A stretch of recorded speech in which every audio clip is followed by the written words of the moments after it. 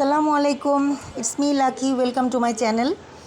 আজ আপনাদেরকে সম্পূর্ণ ঘরোয়া উপকরণ দিয়ে চিকেন কোরমা তৈরি করে দেখাবো। প্রথমেই বেরেস্তার জন্য পেঁয়াজ কুচি করে নিয়েছি, সামান্য লবণ দিয়ে 10 মিনিট রেস্টে রেখে দিলাম।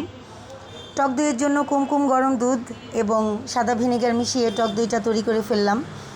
যদি পাউডার দুধ হয় আপনারা পানিটা একটু গরম করে নেবেন। চিকেনটা আগে থেকেই ধুয়ে পরিষ্কার করে রেখেছিলাম। টক দইয়ের সাথে সামান্য লবণ মাখিয়ে ভালো করে মেখে নিব, রেখে দিব 30 মিনিট রেস্টে। পেঁয়াজে পানি উঠে গেছে, পানিটা ভালো করে ঝরিয়ে নিব এবং বেরেস্তা ভেজে নিব। ভালো করে পানিটা ঝরিয়ে নিলে বেরেস্তা ভাজতে সময়টা খুব কম লাগবে। বেরেস্তা আমি লাইট ব্রাউন কালার রেখেছি, আপনারা চাইলে কালারটা আরেকটু হালকা রাখতে পারেন। আমার এই কালারটা অনেক পছন্দ। বেরেস্তার তেলটাই গরম করে নিয়েছি, দিয়ে দিয়েছি পেঁয়াজ কুচি। একটু হয়ে এলে দিয়ে দিলাম গরম মশলা।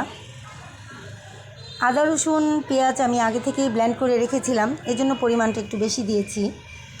দিয়ে দিয়েছি মরিচের গুঁড়া,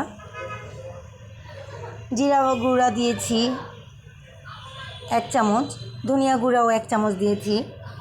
পরিমাণ মতো লবণ দিয়ে ভালো করে মশলাটা কষিয়ে নিলাম। আমি এক্সট্রা কোনো পানি দিব না। ভালো করে ভাজা ভাজা হয়ে গেলে ম্যারিনেট করা চিকেনটা দিয়ে দিব। চিকেনটা ভালো করে মশলার সাথে কষিয়ে নিব। এখানেও আমি এক্সট্রা কোনো পানি দিব না, চিকেন থেকেই পানি উঠে যাবে।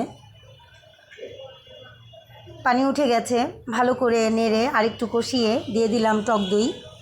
আপনার ইচ্ছে করলে খালি দুধ এবং বাদাম বাটাও দিতে পারেন।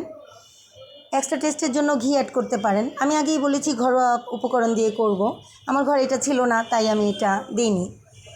কিছুক্ষণ হয়ে এলে আমি কাঁচামরিচ এবং বেরেস্তাটা উপরে ছিটিয়ে দিলাম। একটু পরেই হয়ে এলে নামিয়ে নিলাম। হয়ে গেছে,